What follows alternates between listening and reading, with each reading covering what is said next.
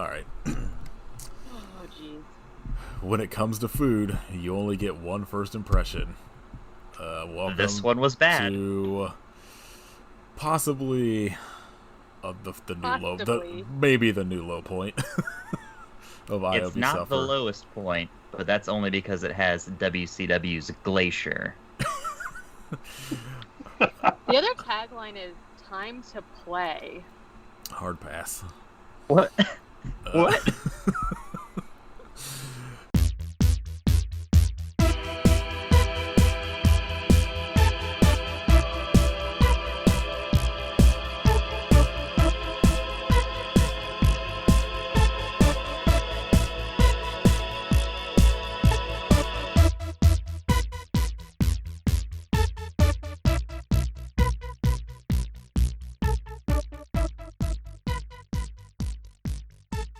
You're kidding, right? He's joking, right? No. What's the joke? That little slut and your brother are bumping uglies right now. I know he's not the most attractive man, but I wouldn't call him ugly. Oh my God. Really? The horizontal mambo, putting the custard in the donut, chucking oysters, putting a hat on Uncle Charlie, churning butter, cream in the cob. Oh my gosh. Really? Putting a horse in the barn? I would never think of tricking someone so strong, smart, and rich as you, Jonathan. I mean, Gordon. What did you say? Panties first. Let me tinkle and then we can talk about it, sugar. Fine. But any funny stuff, and you're the next one to leave the room, girly. Hiding the salami. Okay, look at me. Sex. S-E-X. The sex. You're silly. Gordon doesn't need a girlfriend. Mama and I are all that he needs. Yeah, first of all, yuck. Secondly, y'all is some strange mofos. Thirdly, That's not what I meant, sheep dip, and you know. This is episode 150 of I Hope You Suffer. What a long 150 it's been. Yeah, my name is Kevin Nash. I'm WCW's Glacier.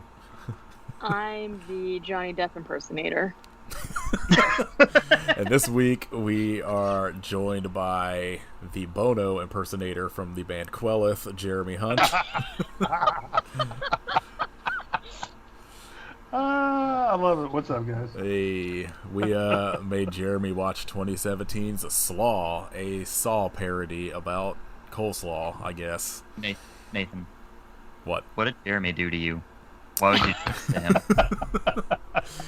I mean, I I would hazard to say this was worse than making Irene watch Pigster.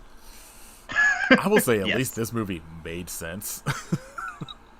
But Pigster was only 60 minutes. Look, I'm going to say this. Pigster did not have a bunch of wrestlers, including Luke Gallows. You couldn't pay me to guess if any of these wrestlers were real wrestlers. I assumed mean, they were because they were kind of like a novelty. They kept popping up, but like, I don't know. One of the people in this movie, let me see if I can find him again. Yeah, Kit, do you know who Michael Sanders is? I guess Mike Sanders was his wrestling name. It sounds kind of familiar. He was in WCW, it's like because when on Letterboxd, he's in the Fall Brawl movie and Yes, something else. He was like more prominent in WCW during the Russo era in the like 2000, 2001, he whenever it played was. Detective Hooch in this movie. I thought he looked familiar. Have you ever seen that clip of Mean Gene where the guy's talking shit to Mean Gene and Mean Gene's like, "Don't make me fuck you up." Oh yeah, is that him? Mike Sanders is the guy that's talking shit to Mean Gene. Yeah, you don't fuck with Mean Gene. No, he's mean. It's right there in his name. Yeah, this episode is probably going to be Kit and I talking about wrestling a lot, and Jeremy and Katie just being like, And At least Katie. Katie's gonna have no idea. No, I'm not well versed on wrestling. I mean, yeah. So all I have are pot shots to take. That's it. All I know is Orange Cassidy wasn't in this movie, so half star. That's all I care about. I gave this a half star because I had that's the smallest you can give and rate it. Yeah, this was rough. Katie and I made the mistake of watching this and next week's movie back to back, and not smart. Bad. I had to follow it up. Time. I had to follow it up with Itchy the Killer to cleanse my brain from get those brain worms out for these fucking terrible movies. So yeah, this movie is called Slaw, and it is a Saw parody, quote unquote. Is it really though?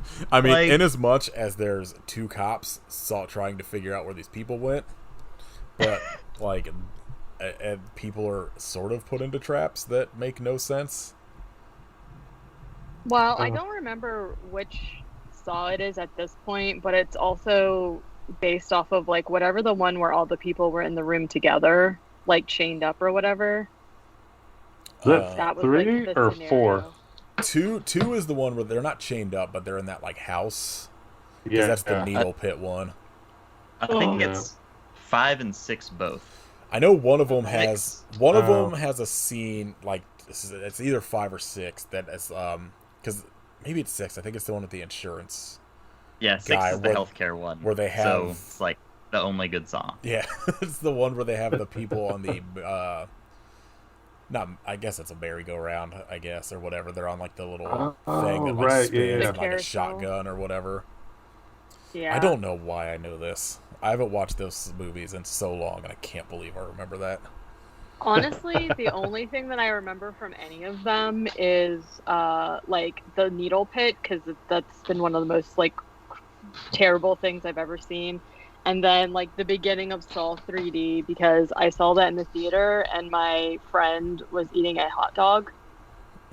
So it wasn't great. I remember the needle trap very vividly, and also the one, whatever movie it is, where the person is stuck in the thing that's just shooting out blended up dead pigs at them. Ew. I think it's 4 or 5. I don't remember that at all. There's one where it's the one where the it's the guy's kid gets hit by a driver or whatever, dies, and he has to go through, and it's the lawyer that got the guy off, and it's whatever, because it's the one where he finally gets to the guy who hit his kid with his car, and he's in that thing that twists his arms backwards, and then his legs and his head. Oh, yeah.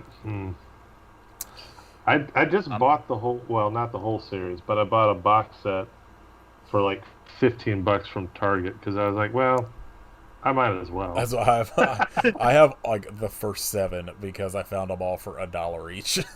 Right. Yeah. And I bought them and then immediately got the flu, so I was just well, I got a bunch of time. I guess I'll watch these. I don't think I've watched them since. I watched Jigsaw when it came out, and it is hot garbage. I'm sure. All right. End of episode. We talked enough about Slaw. Yeah. Good. So I guess I feel like we should stop eating Slaw. I was going to say, I guess I'm sure I don't need to ask what everybody thought about this movie. Unless Jeremy's got a hot take that we don't know of that he liked it. Surprise! No, the only hot take. I mean, it's not even a hot take. It's lukewarm, Slaw temperature at best. It feels like this could have been. It feels like it's just poor in every way, but not really. They didn't commit to anything. Mm-hmm. It feels like if they had committed to making it weirder or more outlandish or whatever, but it feels like they're okay, we have a middle of the road, we're making ourselves laugh kind of take, and that's all that they're doing, and it's incredibly lame. That's basically what it is. It's an incredibly lame parody. I think this could have been a passable, like, short 15-minute movie. Yeah. You know, like, like, the idea is stupid and it's not good, but if you're going with this idea, you could have done, like, literally do the first Saw, where it's, like, 2 people trapped in that bathroom. Yep. And, like, whatever fucking thing with, like, the coleslaw, and you offended his, like, going to restaurant sensibilities. But, like, this, like, it's like one barely passable joke for a movie that is just spread out for, like, 80 minutes is just, it's too much. Yeah. And, like, nothing they wrote to fill out the movie. Like, I don't think I laughed a single time during it. And usually, like, a lot of the time we'll do movies on here that have, you know, that are supposed to have, like, comedy to it. Like, we'll usually, like, at least I know Kit and I will be like, oh, I, like, chuckled at this. And, like, this movie sucks, but at least there was, like, this one joke that was kind of funny. Like, I don't think anything in this movie made me do anything other than, like, I tweeted last night when I was watching it that I made it 3 minutes before I had to pause to see how much time I had left. Dude, I did the same thing at, like, minute 37. Like, well, and to be clear, I had to split it up a little bit just because of my schedule and kids and all that sort of stuff. But yeah, once I really got, like, into it when I was watching it, at one point I paused it and I was like, okay, this has to be almost over, right? And it was like, I was like 37 minutes in with like another hour to go, and I was like, I don't know if I can do this. Kid had, like, so Kid had warned when he watched it, and Jeremy had, like, messaged me a couple times about when he was watching it, so I was, like, prepared a little bit for what I was getting into, but I made it, like, to the first batch of extremely racist jokes 3 minutes into the movie, and I was like, God, why? Yeah, so that's, like, my main issue with this is, like, kind of like Jeremy said, where I have this problem with a lot of movies where I feel like they're, like, in the middle of, like, they need to go one way or the other, and then maybe it could have been, like, salvageable. But, like, the humor in this movie is either racism or, like, homophobia. Yeah. And then the only other humor is, like, these 2 fucking idiot cops who are just stupid. And You mean the greatest cops of all time, Turner and Hooch? Right. I take it back. And I'll give that joke's pretty funny. oh my god. But it was just lame, yeah. Well, and who flashes the picture of the dog at one point, and I'm like, oh, you're just like hammering this joke into the floor. Yeah, like, I think if you would have just had these cops and just the simple name of, like, because they don't say Turner and Hooch, they're Hooch and Turner, and I was like, that's so stupid that it's, like, up my alley for humor. But, like, then they just pound it into the fucking ground where every person they meet is like, oh, like the movie, the dog movie? You mean Turner and Hooch, that dog movie? And I'm just like, oh my god, please, just, why is this movie still going? Yeah, I think I did chuckle at 2 parts. One is the very beginning when the guy Chad calls the other guy Abercrombie and bitch. That's not a new joke, though. Like, I've heard that before. I swear to God, I thought that was an Attack of the Killer Donuts.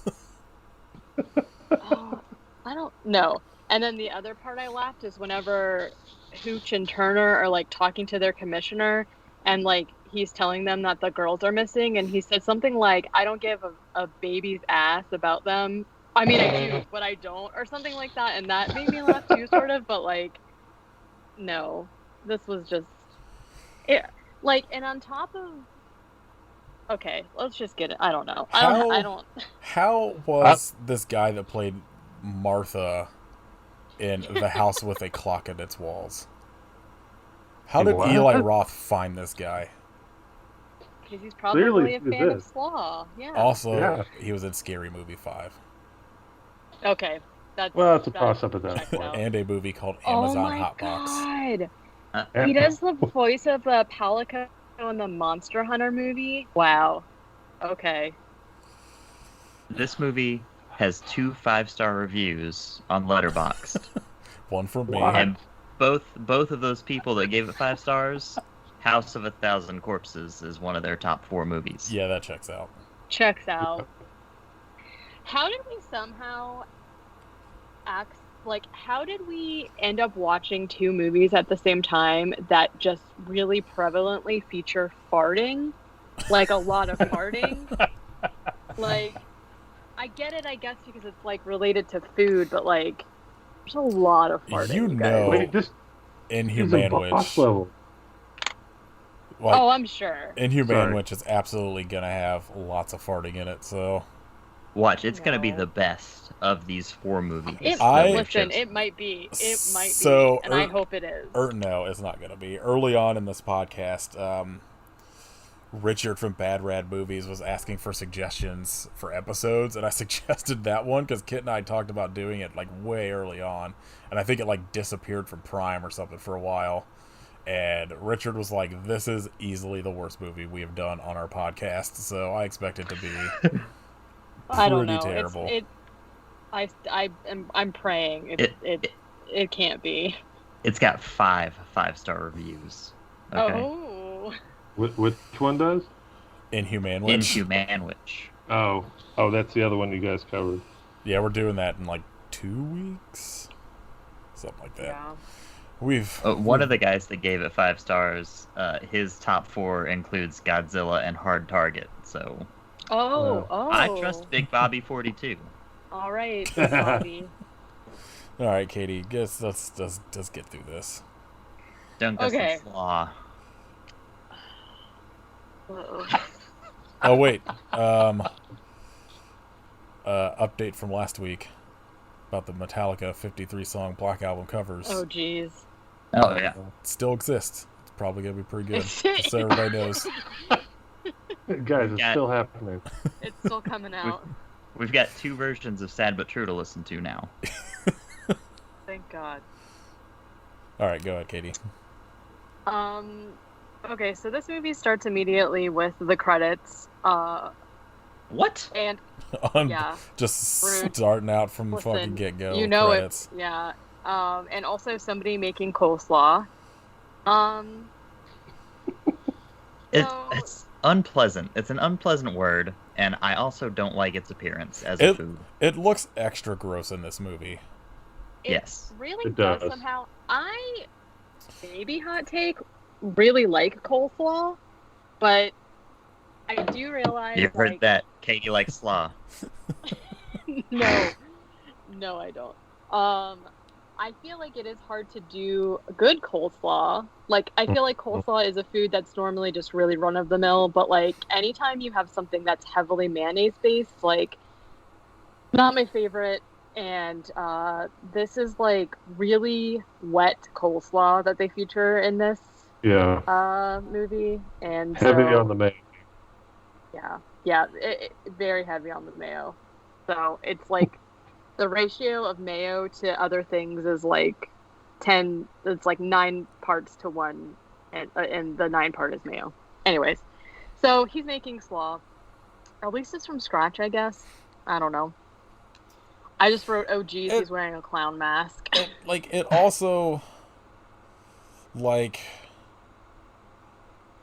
my understanding of what this movie was gonna be was that they were like torturing people because of the coleslaw. Like, I thought it was gonna be like, you know, their mom made this coleslaw or whatever, and then people were like, this is trash. And so once it was just Right. like, this guy told me they don't have honey mustard in their restaurant, so obviously they need to be dead.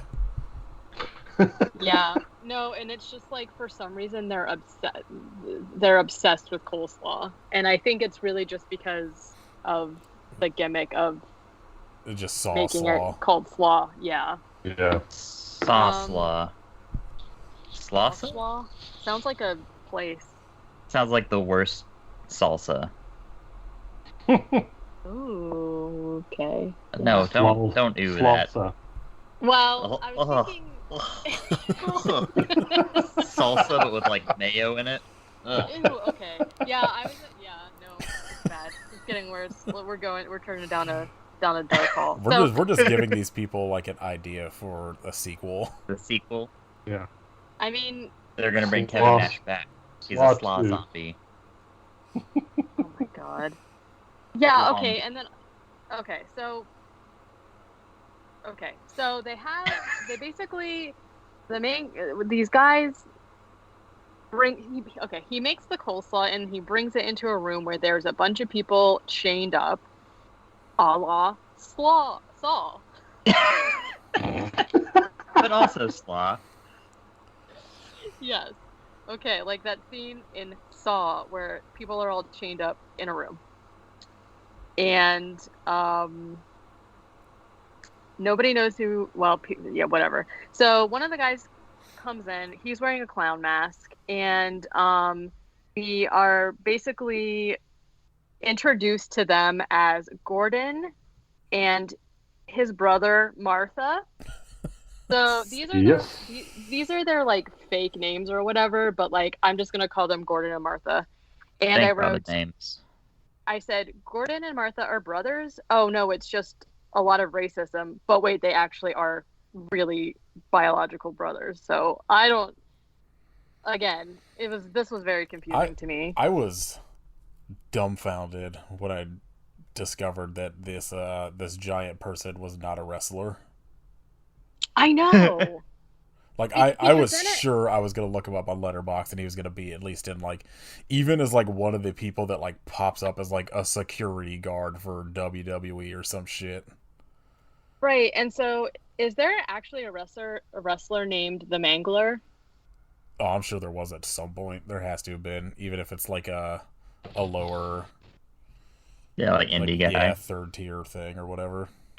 Because somebody like makes that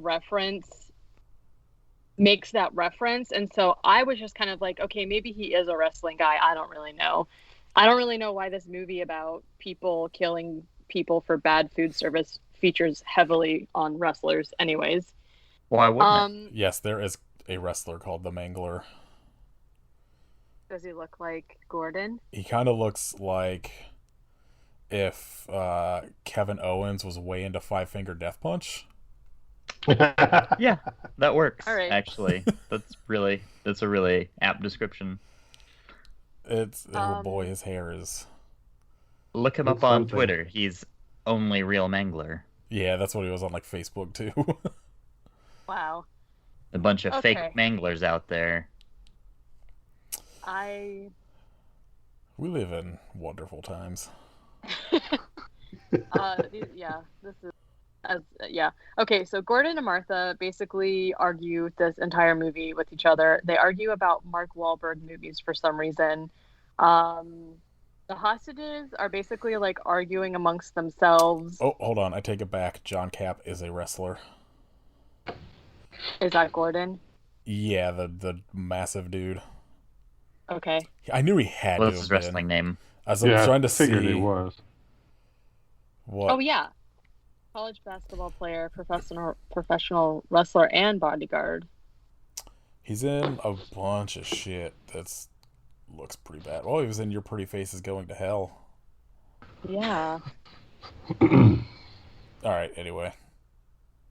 I also found this movie really confusing because it seems like all of the voice acting was voiceover, but like overlaid weird to where sometimes the voices didn't match up with what the people were saying, and there was also no other ambient sound except for when they were in the restaurant, which also sounded like fake sounds, because like they have chains tied like clicked to collars around their neck, and they're like moving around, and there's like no chain sound. It was extremely strange. Well, it's funny too because if you read through the credits, which I unfortunately did because there was something at the end after the credits. I didn't even stick around to find out. It's Kevin Nash making a bunch of homophobic jokes, so you're not. Okay. Yeah. But like it has a list of like at credits it'll be like the music from this movie, and it's all like all the music except for the Slaw theme song by Black Monk was songs taken from one of those like free public domain pages. Yeah. So That makes I sense. assume all of the sound effects of shit, were like you said, like in the restaurant, is probably just like general sound effects shit they found online. Which, use what you have available to you. But yeah, there's just- a lot of just stuff where don't, there's just though. like two people talking and shit happening in the background, and there's like no sort of ambient noise Yeah, going no. on. It's very strange. Katie, I'm so glad you pointed that out because that was one of my first thoughts when I started watching this was, and I thought maybe like it was a bad stream or because I watched it on Tubi and I was like, is Yeah. something wrong with my TV or is my brain like I was starting to question certain things about reality. I was like, I think this is just really poorly made audio wise. Yeah, I watched it on Tubi also, and but I had my AirPods in, so like I knew it wasn't just me because you can hear everything. You know what I mean? It Yeah. wasn't like I was watching it on the TV and I was like sitting far away from it or whatever. But yeah, Yeah. really, really weird and off-putting. Because then I also found that there were times when people were talking where they obviously recorded the voice at different times and then just like used whatever take they wanted. So the people's like voice change, I don't know. It was really freaking weird. Yeah. So okay, so the first person that gets stolen from the room is somebody named Ty, who wakes up tied to a chair, I guess, with one of those big like plastic food service bins on his head. And Gordon and Martha are talking to him through a clown face. Am I just now putting together that Gordon and Martha are Martha Stewart and Gordon Ramsay? Yeah. Yeah. I don't know why I didn't pick that up until just now. Well, yeah, I It's not didn't a know very either. Yeah, it's not a very good or clear joke. No. You wouldn't have realized it if we hadn't looked at that poster earlier that for some reason had Gordon Ramsay and Martha Stewart on it. No, I was looking at a review on Letterboxd and it was like I just saw the words Gordon and Martha together and I was like, oh. I don't think I processed anything in this movie past when they're talking to the sole black woman in the movie, and they're just like, "What's your name? Shaniqua? Shaquina? Lakeisha?" Yeah. And I was like, Jesus Yeah. Christ. Yeah, it's not great. It's so bad. After that, I was like, I think that's around the 3-minute mark, if I remember correctly, and I was like, I'm done. Yeah. Yeah. This is the movie that I contemplated being like, I wonder if I could just like bullshit my way into saying I watched this. I was like, can I just not watch this? And I'll just be like, think- oh yeah, that's don't pretty think- funny. I don't think you can make up how bad it is, though, honestly. Yeah. It would have been so funny if Kit and I came on here and was just like, yeah, we would watch this.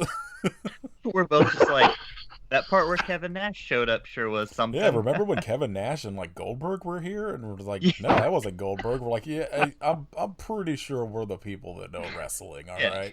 You don't know wrestlers, William Scott Goldberg Katie. showed up. Okay. Yeah.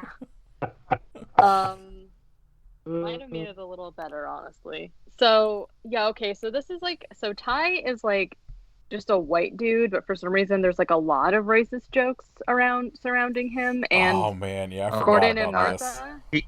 He does a Not sure black why. scent saying that he's black. Oh Yeah, my it's not god. great. Yeah. Man, I blocked some of this out already. Same. It's For the best. bad. It's self-defense. I mean, yeah, honestly. I gotta say, Gordon- at least this wasn't as bad as Blubberella. It's So it's at least not almost the worst. So It's- Slaw's it's got that going for it. minuscule. It's minuscule, yeah. So the reason that they're gonna kill Ty is because they went to his barbecue restaurant and or no, it wasn't barbecue, but whatever. Because they went there and Gordon went up and asked if he could have some extra chili sauce. He was actually legit just a normal person to Ty, and Ty was just like very He's rude so and started aggressive. yelling at him. Yeah. Yeah. And he's like yelling at them. He's like making fun of other people who are in line waiting, and then he ends up just like walking out or whatever. So in my mind, Ty deserves what's coming to him. And Gordon says, "Words hurt," and then they drop a bunch of books on his balls. I don't know what that has to do. Like, okay. And It's a then, pretty good saw trap, if you ask me. yeah. Just simple and to the Then point. In a pinch. they start dropping that basically a bunch of coleslaw starts slopping into the bin, and he's basically got to eat it. It's really gross because he's eating the slaw as it's like coming down, but his mouth is like pressed against the plastic, and it's like, oh, This is a fucking very gross. badly made trap because like all of the coleslaw is falling out of his neck hole. Yeah. So it's just like Because- falling onto his shirt and stuff, and I was like, this seems like That's the trap. didn't- They're trying to ruin his didn't shirt. he didn't really seem like in danger of being drowned by the coleslaw, which I assume is like part of the trap. But he basically has to keep eating the coleslaw for 30 minutes. I don't know why they picked 30 minutes. And he makes it, but then his stomach just opens up for no reason, and what looks like chunky beef soup with rice falls out of it. And he's dead. I would have been into this movie if it was just 2 traps that you watched in full time. They're just like in like real time. Real time. Just this guy eating coleslaw for 30 minutes. Oh God. So Wow. so he's dead. Goodbye. You sucked. Gordon and Martha go back into the trap room, and they're just like eating sandwiches or something. Did Maybe, we describe I what hope- Martha looks like as the No. costume? So No. Gordon is just like this giant wrestler dude who's wearing a clown mask. So, makes sense, I guess. Like, and Martha is wearing, basically, it was just like, I forgot to grab my mask on the way here, so is wearing fuzzy Lenny Kravitz sunglasses. And, like, I think a hat, like a fuzzy hat or some shit, too. It's like a purple hat. Yeah, like, it's just dressed, like, literally just looks like Lenny Kravitz from, like, the mid to late 90s. It's a choice. Lotto's fly glasses. Yeah, it's that too. It's just the Zoo era U2 costume. So yeah, they come back in, and Martha's like, boy, I love coleslaw. So actually, I assume they're not sandwiches. They're just like bread with coleslaw. One of the guys named Doyle recognizes them because basically what happens is that they were at a restaurant, Gordon, Martha, and their mother, who is a whole different situation. Spoiler, their sister. Like, what the fuck? Yeah. She's got like appliques on her face that are, I guess, were meant to make her look older, but like they're just like chunks like on her face, and also the skin tone is really weird. I don't know. It's just really strange. Anyways, they're at this restaurant celebrating Martha's birthday, and this guy Doyle was there with his 2 girlfriends who are both named Amber, and they were just like being too loud. I have to be very honest with you. I know that they were just trying to like have a good time, but they were obnoxious as shit. So in this situation, I'm gonna say that I rule with the guy kicking them out because they were being really obnoxious. I would have kicked both of them out, both tables. Oh yeah. Yeah. So then we switch to the 2 detectives. We meet Hooch and Turner, as we've already said. Wah, And- wah, wah. I'm still laughing at it. They are both just the worst detectives ever.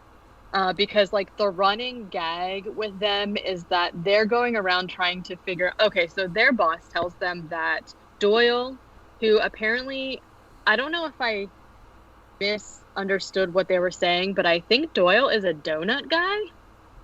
So that was weird. And yeah, I don't remember any of that. him and his girlfriends, the 2 Ambers, have gone missing, and Hooch and Turner need to go figure out what happened. And like the running gag in this is that every place that they go to like question people, other crime happens around them, and they just like don't help or take responsibility. Like at one point someone gets shot in the parking lot behind them, and they just like don't even notice. And it's like not done in a funny way, I didn't think. So now Doyle is the next one to play the game.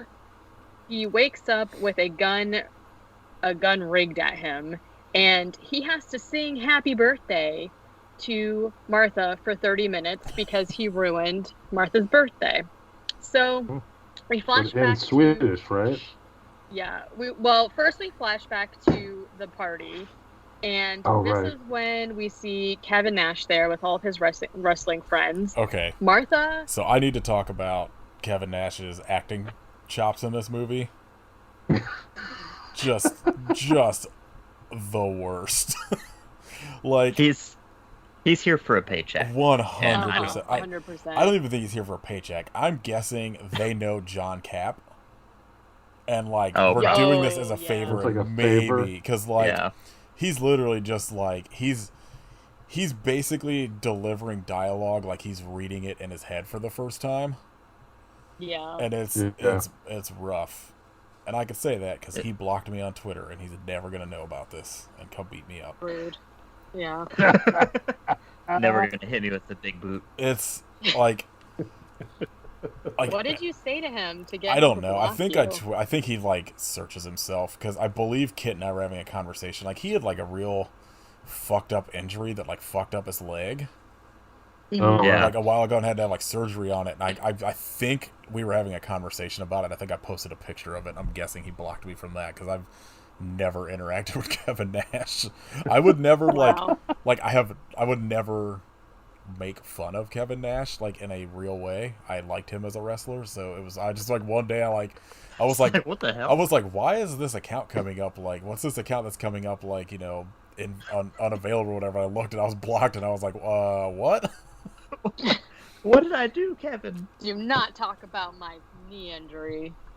It's weird. It's so funny because I could remember watching him, because half of wrestling is the acting and all that shit, right. And he wasn't bad. He could it's not real? Pull things off, and it was just funny watching him in this where he's just Martha walks up to him and is just hey, you're my favorite wrestler. I have your poster above my bed. And he's like, uh-huh. And he's like, oh, well, can I get a picture where I'm having my birthday? And he's friends. I'm eating with my friends. Please go away. And it's come on. Very lackluster.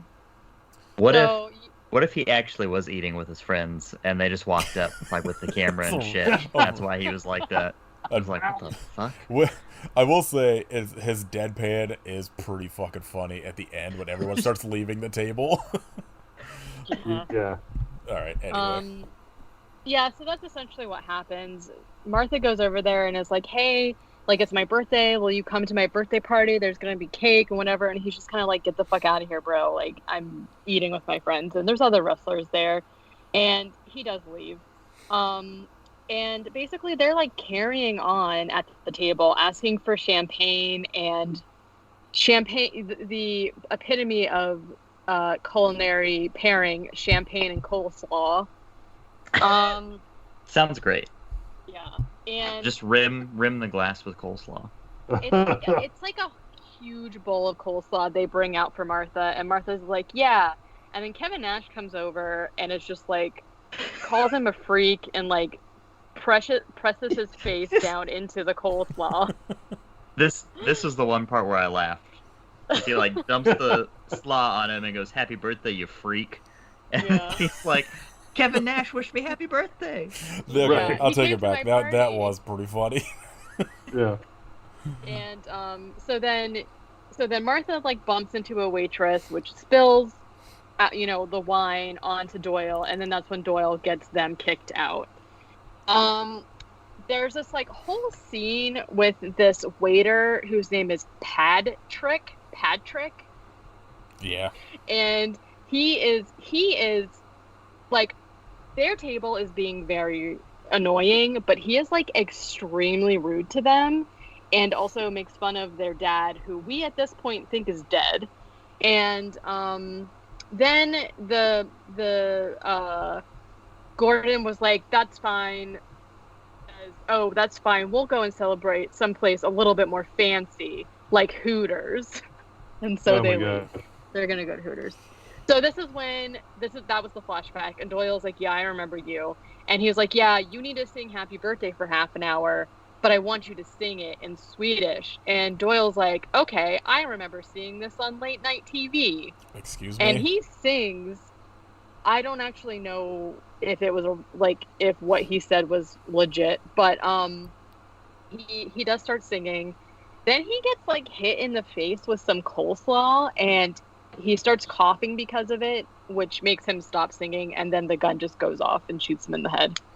The line of "I remember this from late night TV" is I don't know, is a choice. Yeah, So then for some reason we are at a convention that is called Celebricon. Yeah. And Celebricon. Okay. At first I thought this was just a wrestling convention, but this is where we meet like the Bono and the Johnny Depp impersonators. And Martha shows up wearing like a fake beard and stuff to try and like disguise himself, because he goes up to Kevin Nash and is like talking to him and asking him for like an autograph, and Kevin Nash is like, hey, you look familiar. Then Martha gets all like defensive at him, and I don't know, everybody thinks that he's being like, I don't know, rude to him or whatever, and this is when the Bono and the Johnny Depp impersonators get up and are like gonna fight them. What a fucking weird choice. I know. Why are Bono and Johnny Depp sitting next to each other? Sitting next to Kevin Nash at a convention. Yeah, we know the real star of this is Kevin Nash. I'm gonna be honest, I thought that was actually Bono. You know what? It's a dead ringer. I'm not lying. What? Is that? But then I remember one of you guys saying that there was an impersonator, so I knew it wasn't, but like pretty good impersonation, if I do say so myself. I hope that's the same Johnny Depp impersonator that was on Nathan For You. He wasn't bad either, honestly. I mean, all you have to do is like have a shitty mustache and goatee and just pretend you're British and you can be Johnny Depp. I mean, essentially, yeah. So I don't really understand like why this whole scene was even in here, because like nothing, it like Bono and Johnny Depp stand up, and then like Kevin Nash's wrestler friends also stand up, and then it just cuts away. So it's solely to like try to pay off a joke later in the movie that doesn't. It's barely a joke. I remember. So, okay, we're back at the trap chamber. The two Ambers are fighting about who has to go pee more, and also who copies each other the most.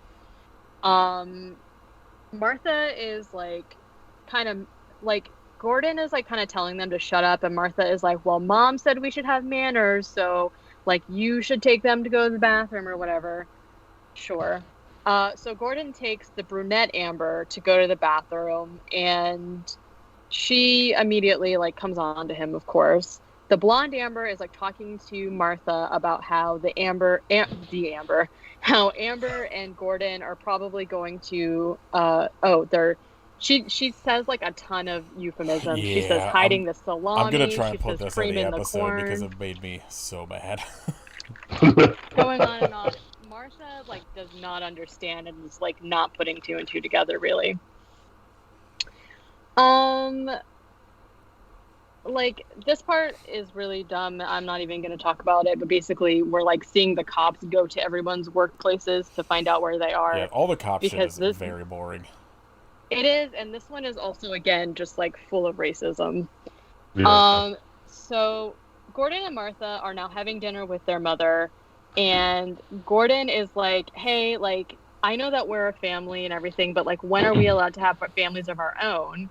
And then Martha and the mom are kind of like, yeah, well, if you meet someone who is like okay with us being really rich, but also killing people that make us angry, then let us know. We'd sure like to meet her. I mean, that's the same thing they said twice. Like, yeah, I mean, honestly. And he's like, okay, great. Yeah, her name's Amber, and I'm gonna bring her up to meet you. And Amber comes up, and it's essentially just like, yeah, cool. I don't care if you kill people. Like, you guys are rich. I'm in. At first I thought maybe she was just gonna like, she was pretending she was gonna like, you know, just doing that so she can escape, but she's like totally in. She's ready to be. This movie's not a smart murderer. enough to come up with that like twist of her not being a part of it. Yeah, no, she's in. She's 100% in, and is like all into Gordon, I guess.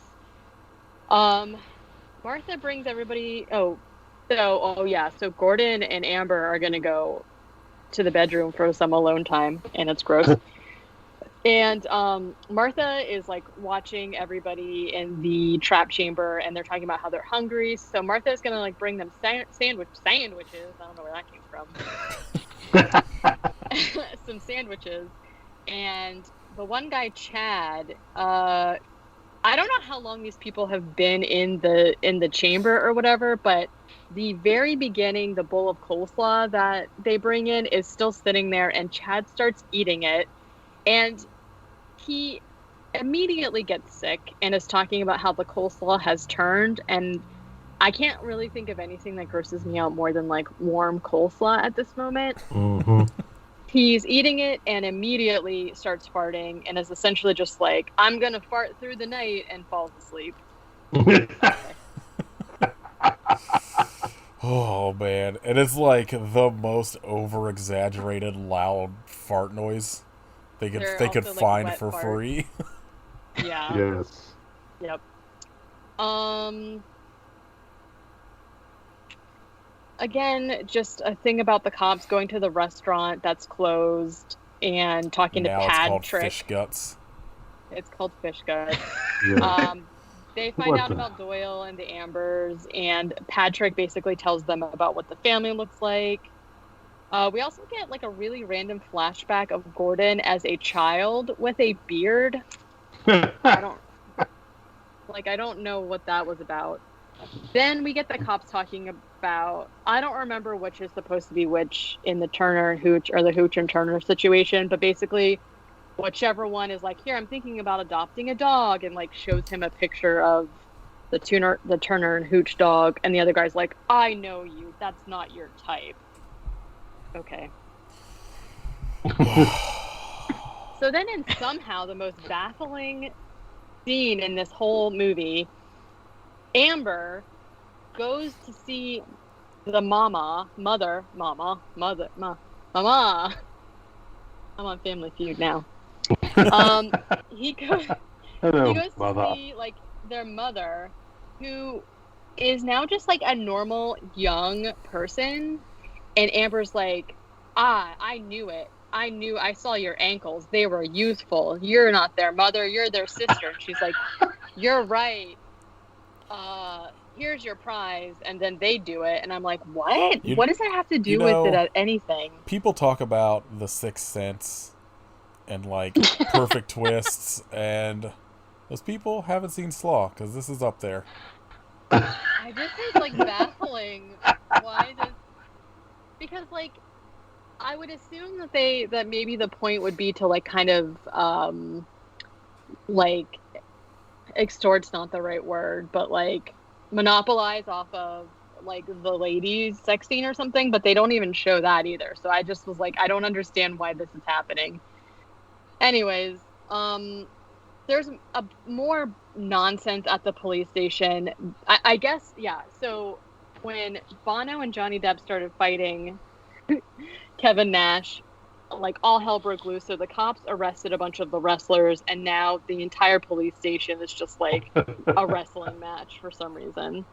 Yeah, it's very weird. So here's the worst game to me.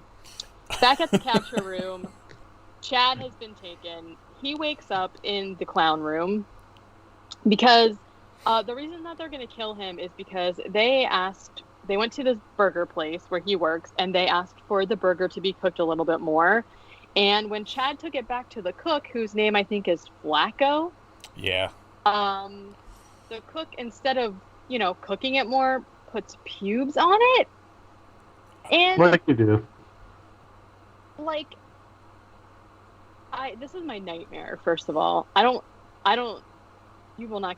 Not that I think the worst of service workers. Like, I usually try to be as kind as possible. I don't think I've ever sent anything back. Like, I am like one of those people where they get my order wrong, I'm just gonna suck it up unless, like, I don't have anything that I'm so allergic to I would die or whatever. So I just suck it up. I would never send something back, but like, that's just scary. So his game is that he's got this big bucket that is on top of a scale, and he's got to take coleslaw from smaller buckets and put it in the big bucket so that it will tip the scale and open the door. But the thing is that his hands are chained behind his back, so he's got to move the coleslaw from one bucket to the other with his mouth, and also, of course, there's pubes all over the coleslaw. It is full of his, Martha, and his mom's pubes. Yeah, and Gordon also calls him the Pube Meister, which was a little funny. Cinema.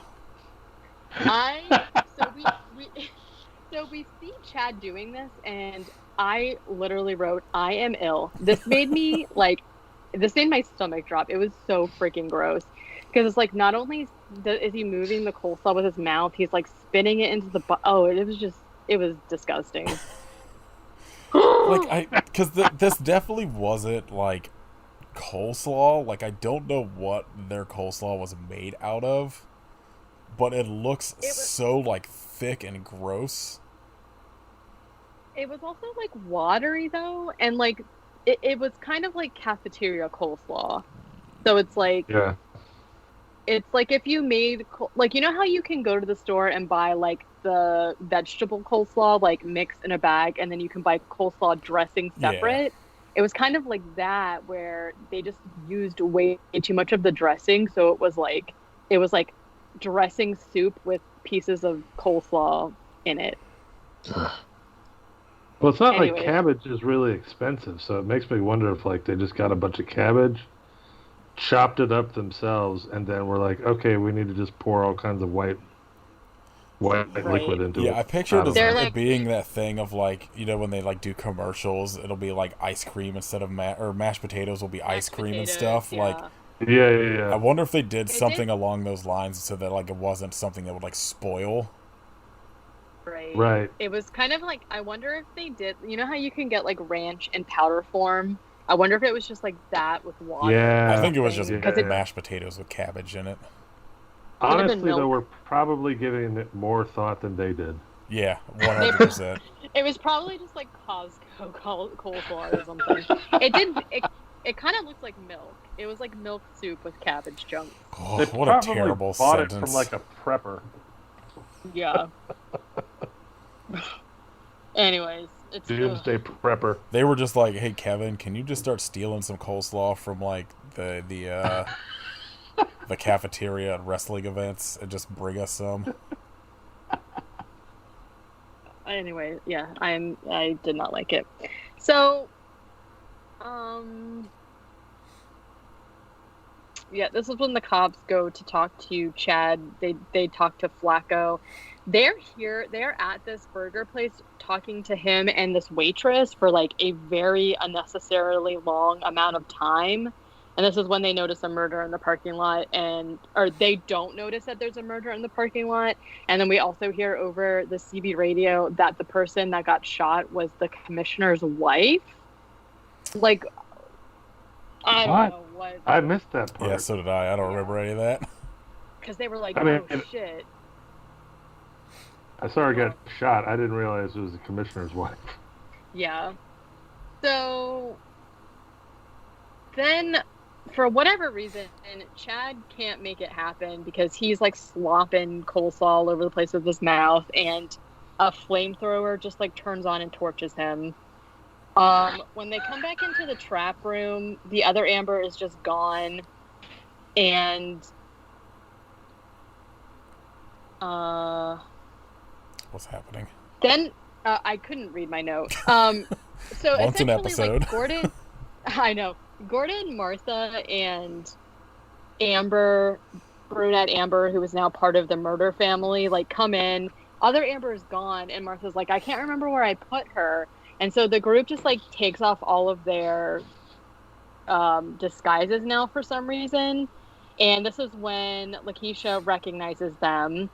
They're mad at her, and the reason that they're going to kill her is because they kept asking her for honey mustard, and the restaurant doesn't have honey mustard. She was like, our manager is cheap and doesn't order any. We literally don't have honey mustard in the store. And then I guess they still decide to kill her, but unless I missed it, I don't think we see them kill her.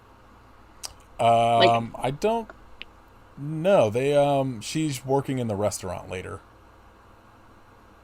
Oh. So they let her go? Yeah, they let her They live. just, like, kept She's like a waitress in their restaurant at the end. Okay. I missed A that. fate Yeah, possibly okay. worse than death. Yes. I mean, you know what? I do remember hearing somebody ask if somebody wanted honey mustard, but it didn't click to me that it was her. So I think she says something like, okay, well, why don't you tell us like who everybody is or whatever? Because then it turns out that the other guy who has been there the whole time, Charles, is their dad. Their dad's not dead. Another twist. Meanwhile, the cops have gone to the murder family's house, and it's like a huge freaking house with like a golf estate and whatnot, and talked to the mom, and the mom's essentially just like, I don't know where they are. They don't have cell phones. Bye. And then the cops go to the Fish Guts restaurant, which now the murder family is like running as their real restaurant. And we find Gordon and Martha there with their two Ambers, as well as the dad and the sister. She's looking like the sister, and she's not disguised as the mom anymore. They're all there just eating dinner, like everything is normal and fine. And the cops are like, what's going on? Aren't you guys missing? And the Ambers are like, I'm not missing. Are you missing, Amber? And she's like, no, Amber, I'm not missing. And it's like a whole thing. Just vital dialogue we needed. Yeah, and so the cops are kind of like confused because like the dad's there too, and they're like, okay, well, where's the Doyle guy? And the Ambers are kind of like, we don't know, he was a dick, we don't care. So then we see Kevin Nash is there with his friends, and essentially they all make excuses for why they need to leave the table and bail on and like leave him with the check essentially. And he goes like, oh, I've always wanted to dine and dash or something like that.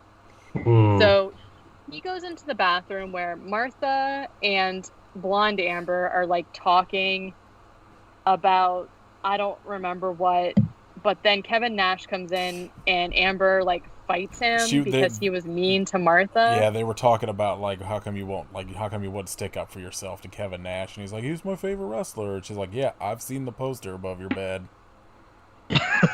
Yeah, so then Kevin Nash comes in the bathroom and they fight. Yeah, and then we end. She chloroforms him while Martha punches him in the balls. Yeah. And then we end on another really stupid joke. And it's the end. Oh, yeah, Kevin Nash, like, in the trap with the birthday hat on. Then, I didn't see that. Yeah, that's how the movie... That's, like, Isn't that in the credits? Oh, is it in the credits? I don't know. There was basically, like, shit all the way through the credits. And then at the end, like, after the credits, there's a post-credit scene of, like, Kevin Nash and Martha improving. And it's basically about how they want to fuck each other. And Kevin Nash is like, yeah, I spent some time in prison. I'm into this. And I was like, Jesus Christ. It's, That's what I... Oh, I remember I know what joke you're talking about now. The, yeah, there's some fun transphobia to end this movie, too. Yep. Not great. I just feel like, again, shocked that this movie came out not, like, only a couple years ago. And it's just, like... so distasteful. Yeah, it's not great. I'm very upset this somehow still has a 2.3 rating on Letterboxd.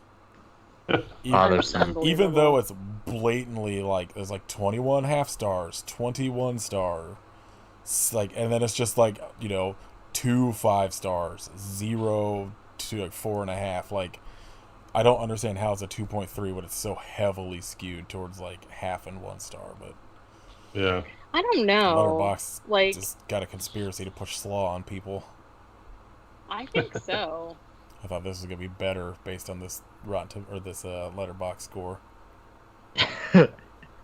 I didn't expect it to be great, but I didn't expect it to be like. I didn't expect This. like all the racism and stuff. I just thought it was gonna be a bad, shitty movie. Did y'all know that Kevin Nash was Super Shredder in Teenage Mutant Ninja Turtles 2: Secret of the Ooze? What? No. Wild. Go from Told you, he's a king. Go from that to this to Magic Mike. He's got range. All right, Katie, news. I don't really care about most of it. I saw that they're doing a. Man, I had a rough day. Okay. They're doing a prequel comic for Willy's Wonderland. So that is coming out October 2021. If you want to like check out the artwork and stuff, like Bloody Disgusting posted an article, but if you read the article, it's like spoiler alert for the actual movie, which I haven't seen, and there was like no spoiler warning, so that kind of pissed me off. So yeah, only look that up for more details if you've already seen the movie, I guess. Then I also saw that for the July release of The Lighthouse in Japan, Junji Ito is releasing a manga adaptation of it. Oh my god, that's gonna be so good. Yeah, I'm sure, like, I guess there was like a whole thing with The Lighthouse. It was supposed to come out in Japan, but then a pandemic happened, so it got pushed, and they're just like doing, the artwork looks crazy. I don't know if it's ever going to be something that Shark Pussy by Junji Ito. Wow. Mermaid. Yeah, well, I don't know, like, if they're gonna adapt it for like a translation and an actual release, but I'm sure people will like fan translate it online. And then the other thing that I saw is that they're working on a Supernatural prequel. Oh yeah, I saw like some discourse about this. Like, okay, I have already talked about Supernatural before. I was a fan of it before. I really liked the first like 5 or 6 seasons, and then it just kept going and going and going, and it kind of became a joke, right? And finally they ended it, and now they're just like, no, we can't let this property go. So Supernatural prequel, it's going to be called tentatively The Winchesters, and it's going to be narrated by Jensen Ackles, but it's going to be about their parents. I don't know if they've actually announced whether the actual characters. Well, I think it's when they're younger, so I don't think it's going to be the same actors from the show. But I don't know. So if you can't get enough of Supernatural, there you go. Yeah, if you can't get enough of the 400 seasons of Supernatural that are out there, make it a cool 500. Kid. Have you seen the trailer that dropped today from the director of Rubber called Mandibles? No, I just saw a giant fly. Is that the fly? Yeah. Whenever we started recording. Yeah. Ooh. I'm interested. Yep. I'm in. Yeah. Giant fly, I'm sold. Alright. What everybody watch this week? Jeremy, you watch anything good this week? Yeah, this little movie called Slaw. It was great. Very good. No, I'm trying. Let me think. I went to look for a movie that I watched a while back on Netflix, but they had taken it off, which kind of surprised me because it premiered on Netflix. But a movie called Bushwick. But it's not on there anymore, so I'm gonna have to track it down someplace else. Maybe YouTube. That's what I always do. Yeah, I should. And then for some inexplicable reason, probably because I was just tired and we had just gotten the kids in bed, I ended up watching Battle Los Angeles, which Oh my god. Oh god. is not great, but I don't know. It occupied my brain for a certain period of time where I just needed to decompress. Yeah. I saw that in the theater, unfortunately. Ooh, I'm sorry. I feel like Yeah. every time Katie says she saw a movie in the theater. It's like the weirdest option that I can't imagine she went to actually. Like, if you gave me like 50 picks, it's always a movie I would never get to. Right. Yeah. Like, yeah, I went to see Chernobyl Diaries in the theater. Hey, don't be rude. You know what? I want to say, this sounds like the weirdest thing, but I really want to say that I saw like a midnight showing of it for some reason. Yeah, that checks out. Oh, wow. Yeah, gross. Yeah. Not great. What about you, Katie? I didn't really watch that much. I did watch, and that's actually just going to be my shout out too, because I don't have Shout out brains to Packy. right now. Yeah, right. Is I watched the series on Netflix called Sweet Tooth. Oh, is that Oh, good? I've been wanting to see that. It's a little weird. So it is based off of a comic, by Jeff Lemire, I think his name is, that some people might know. And I don't know, like, I haven't read the comics. I don't really know like how close it is, but I found it really interesting. So like the plot essentially is that, so I'm just now getting around to the point where I can start watching things that involve viruses. And because this series takes place like in a post-apocalyptic world, it's like 10 years after this like sickness has like taken over and like, you know, wiped out most of the population. And I don't think this is a spoiler, but like essentially the virus or something has like mutated all the babies so that now they're like hybrid, like animal children. And so you basically just follow the main character, Gus. His dad is Will Forte, so that's delightful. And he just like goes on a journey, and it's a little heartbreaking. I don't know if it's been renewed or not, but it's not like an all-in-one season. It does leave you on kind of a cliffhanger. But yeah, if you're in for something sort of weird, I really enjoyed it. I'm sure Netflix will do the like 3 seasons and cancel it thing. Just wrap it up. You Yeah. don't need to cancel it. But yeah. What about you, Kit? I saw F9, the ninth What? Fast and Furious movie. 9. For 9. I was gonna say God bless you. It's extremely fucking stupid, and I could not recommend it enough. I haven't seen any of those movies, and I need to I watch haven't them. either. I made I've the seen unfortunate mistake half. of telling Chris I hadn't seen any of them, and he was like, "Oh, we have to watch them," and I was like, "God." I'm gonna wait till they actually do the next one where they keep saying they're gonna go to space, and then I'm gonna watch all of them in a row. This one, Oh, they're you- in space. Oh, is it this This one? Oh my god. We did I've also. seen 2 of them, maybe? I don't know. Yeah, I haven't seen any of them. We did also try because like a while ago we were like watching through the James Bond movies, and they took them off Prime, and now there's a bunch of them on Tubi, and the Tubi ones are about to leave. And so we had the very last Pierce Brosnan one to watch, and we got halfway, and then I was just like, if it expires, it expires. I'm not blessed to finish it. It's like nonsensical. It's just bad. Unbelievable. The only good James Bond. Listen, I stand GoldenEye. Anything GoldenEye, I'm on board with. But whatever the last one was, maybe it's Die Another Day. Just god awful. Something dies. I know that. Maybe tomorrow dies Probably. today. Some shit like that. Die Another Day? Who knows? I don't know. Let's see. I watched a bunch of bullshit. Dawn of the Dead, rewatch. Zombie Nightmare, Con Air, the best movie. Robo Vampire, I rewatched. Knife Plus Heart, which rules. Nobody's seen that on Shudder. It's very good. Yeah, I've had that one on my list for a while. I just haven't gotten around to it. You might not want to watch it. I felt like maybe I wouldn't like it, but I'm gonna give it a try. It's very good, but I know like nudity and stuff like that just not like your thing. So just fair warning. Yeah.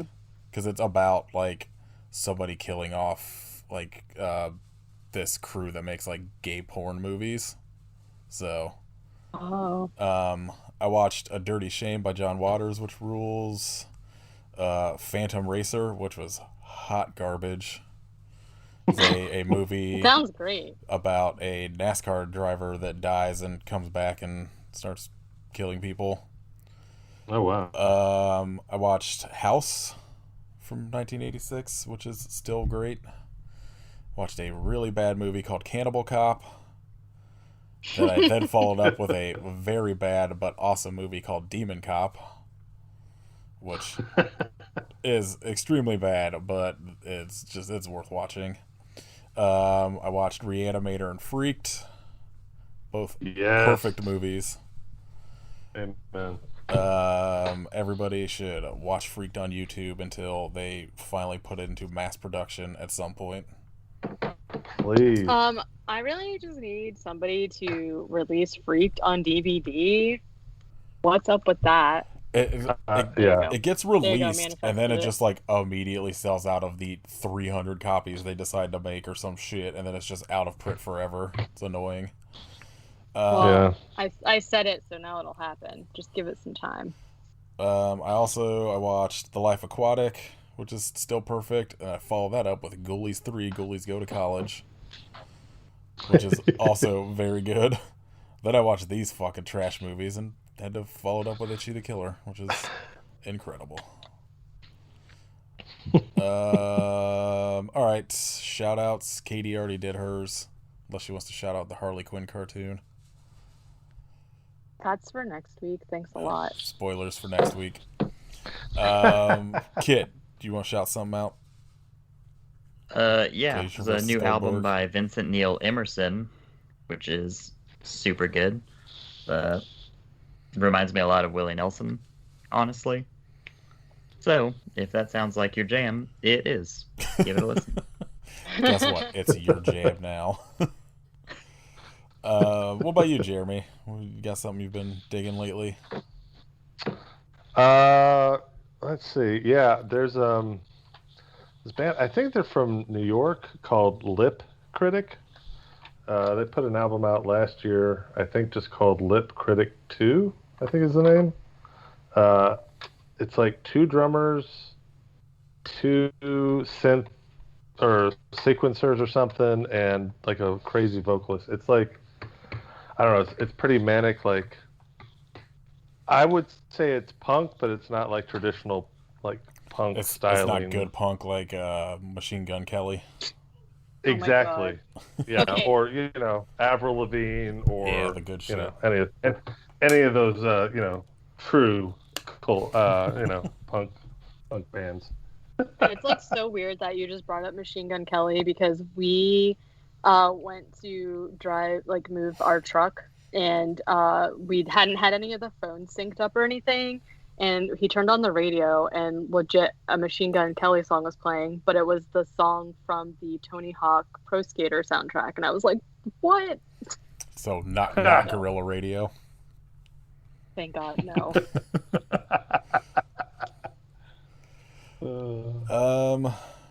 I'm gonna say go listen to the Butthole Surfers, because that's like all I've been listening to all week. Yeah. Perfect band. Next week, Attack of the Killer Donuts, unfortunately. It wasn't as bad as Slaw, though. No, but that's not saying much. No. Luckily Jeremy did not have to watch that. I contemplated being like, well, we're doing 2 in a row. Do you want to just join them for that too? And then I was like, that seems like a lot. Yeah, no.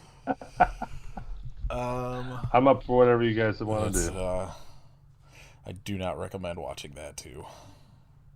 Mm-mm. Alright, so Jeremy, do you want to tell people about all of the stuff you have going on and where they can find you and all of that jazz? Yeah, sure. My brain is scrambled right now, so I'm trying to think how to say this the most coherently I can. Yeah. My band Qoheleth has a new album coming out probably September. We're figuring out the release date with the label right now. It's going to be put out on Cruel Nature Records, a really, really rad experimental label based in the UK. They've just been awesome to work with, and so just figuring out the release date that works best for them. But yeah, that'll be out probably in a couple of months. That's called Warmonger. And then in October, I'm going to have my second little solo noise sort of glitch mixtape out. Again, not quite sure the release date, but that's going to be out on Beartooth Collective. That's a little indie label run out of Savannah by this super cool rapper named Kuna Bear. He does, his stuff is just prolific and awesome, kind of experimental, psychedelic, like southern rap type stuff. But he also works with a lot of really cool, a lot of really cool artists, myself notwithstanding. But yeah, just we did the first volume of the Ain't Pancakes mixtapes last year for Halloween, and that was a lot of fun. So we're kind of timing this one as well. It's just kind of a weird second volume to kind of go along with that first one. This one's more just kind of like collage and found sounds and just random stuff that I've kind of collected, like an audio sort of journal over the past few years. So yeah, hopefully folks will find something in there that they like, and if not, that's totally cool too, because I like doing weird shit. So yeah, I always feel like your projects do like the coolest shit, where like you guys did an album that you put like loaded into like radios. Yeah, that was super cool. Like you just buy it. It was just preloaded onto this little like radio speaker. That's how you listen to it. And like, see, like shit like that, and like the age of where everything's just like Spotify, I always find like super refreshing. Well, and yeah, I just for us, because in Qoheleth, it's the three of us, and now two of us live close together. Caden and I are in the Charlotte area. Now, when we started, all three of us were like in different states, but Mike is still in Salt Lake. So playing any shows together is still pretty much an impossibility for us. So it really forced us, I think, in some good ways, to just try to figure out how do we make the experience of like listening to or encountering our music as creative as possible. So I mean, it's one of the reasons why I throw together, music videos for each one of our things. So there's a visual component.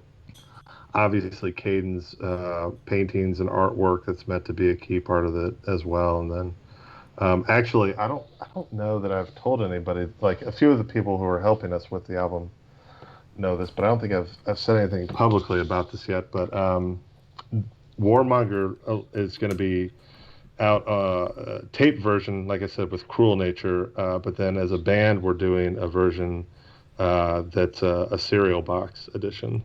So that sounds awesome. So it'll come with, like, the cereal box will come, and unfortunately I couldn't figure out how to actually make cereal, but the box itself is mocked up to look like a cereal box, and then inside it'll come with a t-shirt, some stickers, a new minifigure, and then on the back there's basically like a board game that you can use the minifigures as the pieces for. So that's amazing. Yeah, so we're excited to have that out. I mean, it's just we've taken more time on this album than any of the other ones we've done. It's probably been like a year and a half to 2 years, kind of start to finish, in terms of writing, concepting, putting all the pieces together. So to have it, this close to being done and out is pretty exciting. Yeah, I mean, I don't want to say much, but I've heard it. It's great. Like, I was a fan of the band anyway, but it's like a cool, like, I guess different direction isn't necessarily the right word, but like it's cool to hear like the expansion of your sound. Thank you. I appreciate I'm really that. excited for it to like come out, and now I need that cereal box for just to clutter up more bullshit in my house.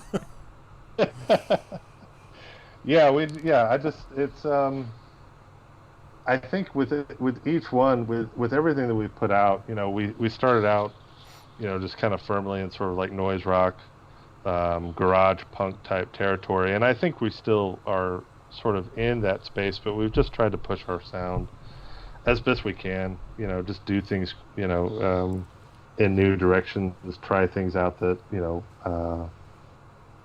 get us excited about it. And so, hopefully that then translates to, the listening experience. The other thing I'll say too about this one that we haven't done before really, is that we have 4 guests on the album.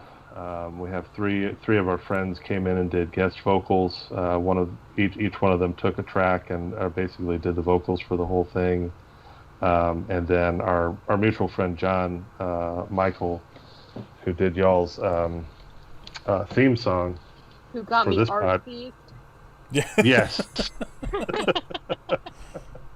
He contributed some really cool instrumental stuff for the final track on this album. So between his involvement and then, like I said, our 3 friends who did vocals, it just added, I think, a lot to the sound. And it was really important for thematically in terms of what we were trying to explore with this album and the topics we were trying to cover. It was really important to have outside voices speaking into it, just because we didn't want it to just be our perspective on themes of violence and our country's history and all that kind of stuff. So yeah, it all kind of dovetails into the final product. Yeah, and I will, I'm sure, make that my shout out whenever that like pops up for pre-orders and all that shit, and I'll definitely post about it on Instagram. All I that appreciate stuff. that so much. All right. If you want to follow us on Patreon and hear bonus episodes and all that bullshit, patreon.com/episode4podcast.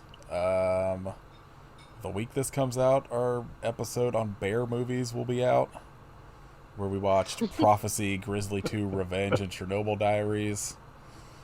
You can hear us talk about the extremely good music in Grizzly 2, Revenge. Katie, do you want to talk about our new shirt that got art thieved? Yeah, so essentially, I made a Jeffrey Combs shirt from... I actually didn't even realize that this wasn't from the episode until I listened to it, and then I thought that I was insane.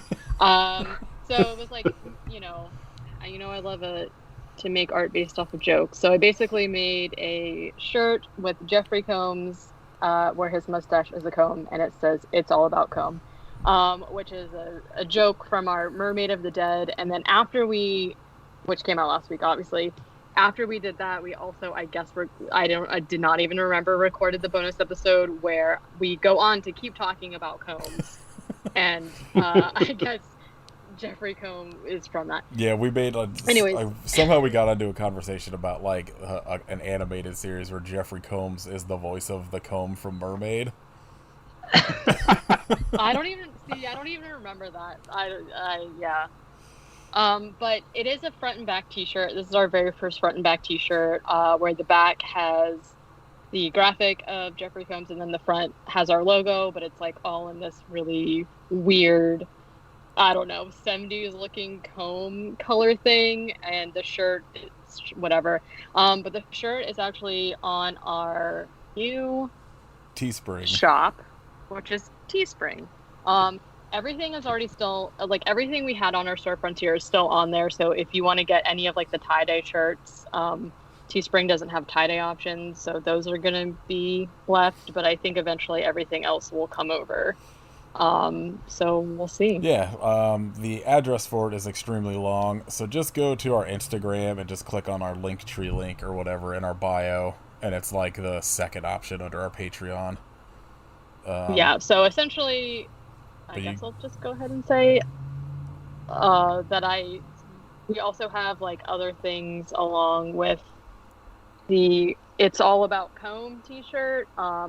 There's basically just like a bunch of items where T-Frontier, we only had t-shirts obviously, but on Teespring. You can do like tumblers and tote bags and all of that kind of stuff. You can get a beach towel.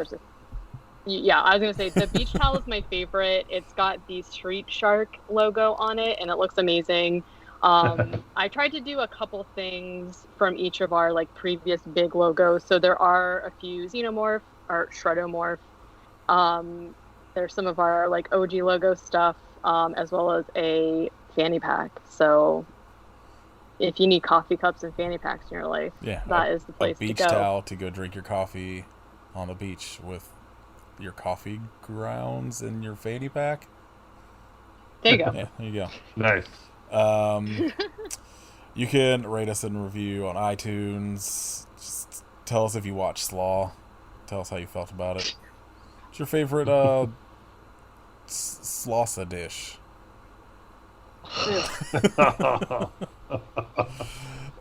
Follow us on Instagram at I Hope You Suffer Podcast. Follow Kid at Hidden Kidstery. Follow Katie at Werewolf Face.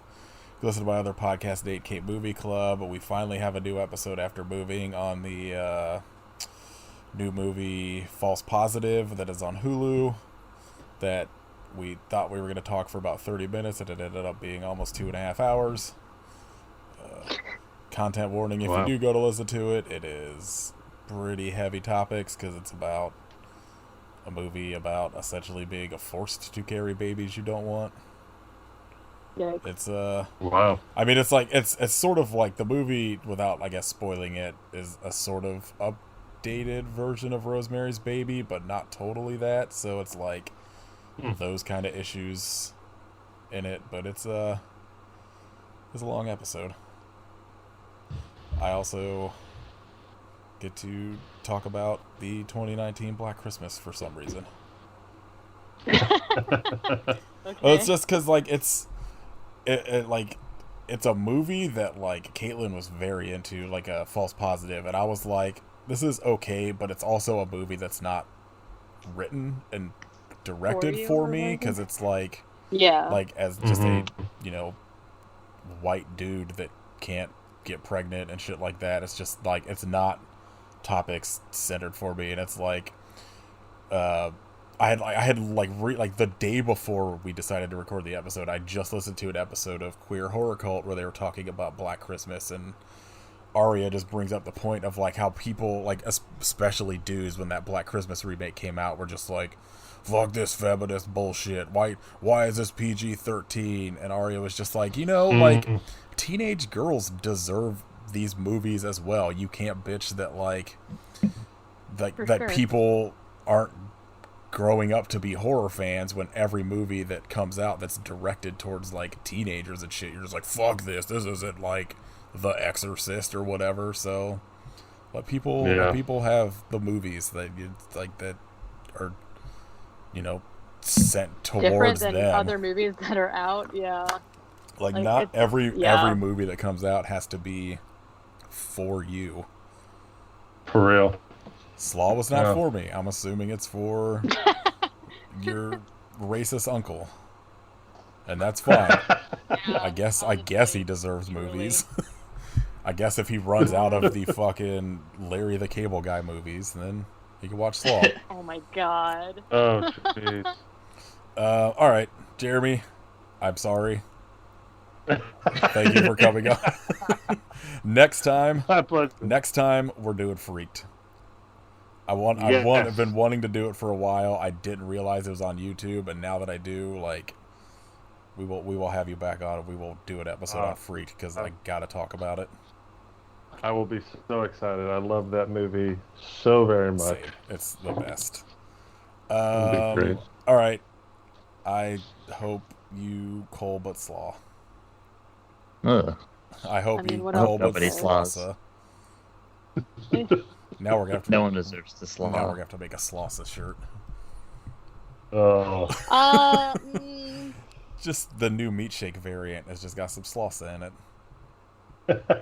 I think I'm trying to think what is worse, slawsa or meat shake as like an actual product. Slawsa. Yeah, slawsa sounds worse. Yeah, I say that just because of the vegan. texture. Black one, dark side.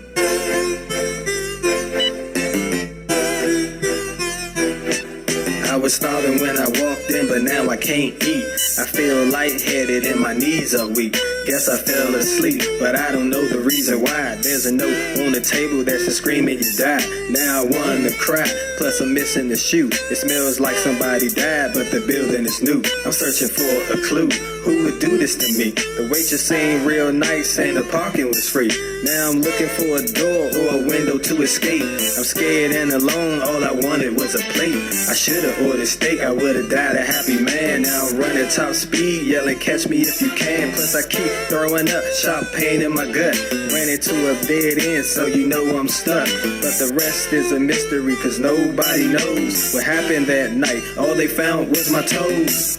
Oh, you better watch what you order. Might be a finger, so wash it down with water.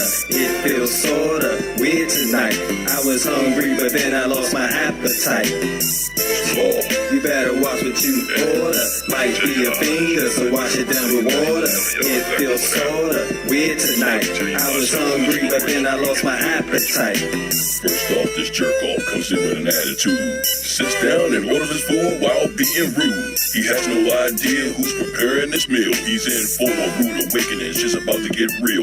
Offered him water as he ordered poisonous drink. Left him alone with his menu. Gave him time to think. He quickly passed out and then he's asked out. His goose is cooked. He's a necessity, part of a recipe that I got out of a cookbook. Incapacitated, sedated, dragged his ass to the back. We plan to grind his ass up until ground beef packs. Carve the slice of his gut, then this dude jumps up. Dazed and confused inside of his own blood, straight drove him nuts. He scared the shit out of me. Get up and head for the door.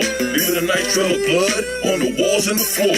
Ran into a dead end, that's the last thing he saw. And now his ass is part of the slaw. Oh. Slaw. You better watch what you order. Might be a finger, so wash it down with water. It feels sorta weird tonight. I was hungry, but then I lost my appetite. You better watch what you order. Might be a finger, so wash it down with water. It feels sorta weird tonight. I was hungry, but then I lost my appetite. Hey, when that motherfucking blood hit the border, man, boy, you got you some nice meat and make you some fucking, some chili. Make you some chili with that meat. You can make you some good, some spare ribs. I don't know what it is about scared blood, man. We sound like some vampires up in this bitch.